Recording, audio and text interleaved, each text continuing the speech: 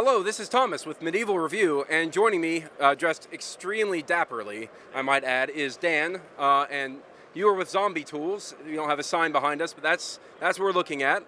So hello, and I was wondering if you could take us through some of the new products and show us some things you think are interesting. Yeah, no, right now we just released the Parabellum. It's a bolo design we do. I don't know the exact specs offhand. I'm a maker, not a salesman.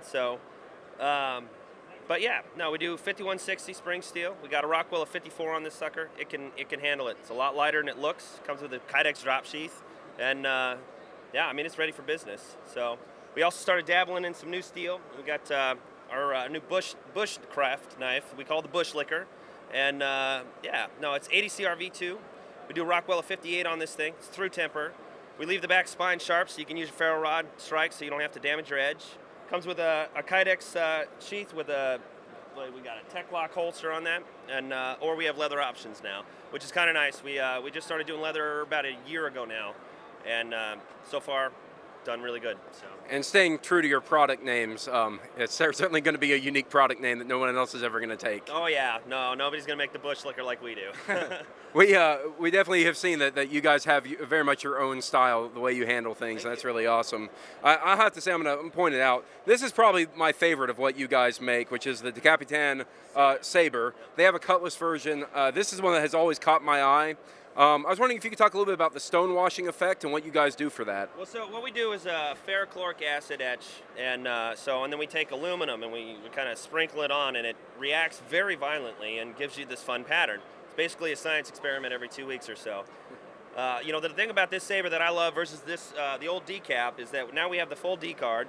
We're working about 5 inches or so longer, and yet we actually have a lot less weight here, and so you get to just really slice and dice like it's meant to be. So.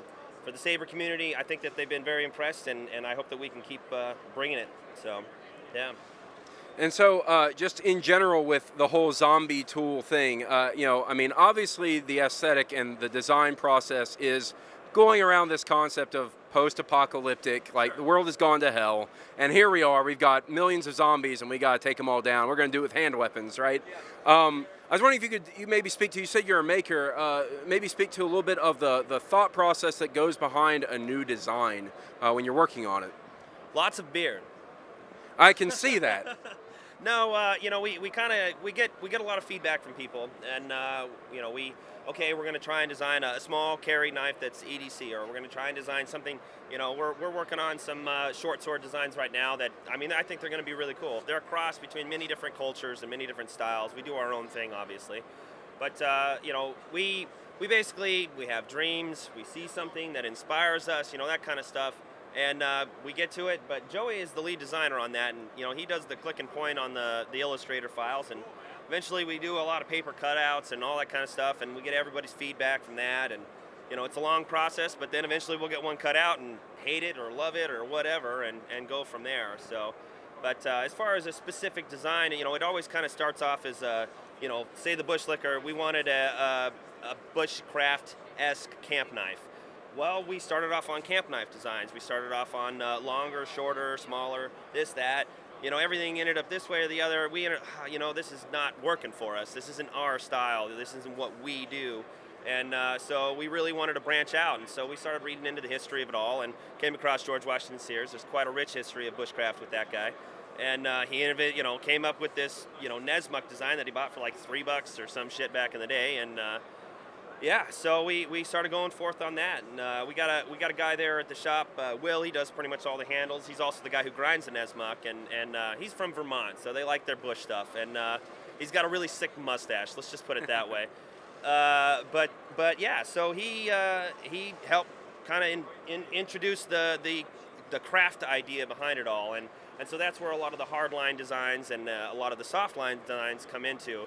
Is he has a lot of experience making fires out of nothing and all that kind of stuff, survivalist style.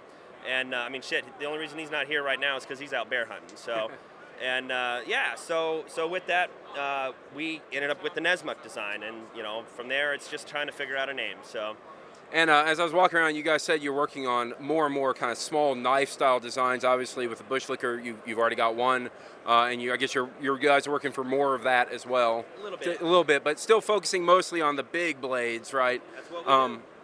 And I have to say, like again, it's the aesthetic aspect of this that I feel is very unique. It's a unique silhouette. It looks interesting, and I think you guys have a great design. I was glad to see you here at the show.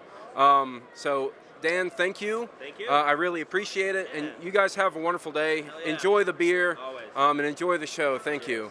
And until next time, stay sharp, guys.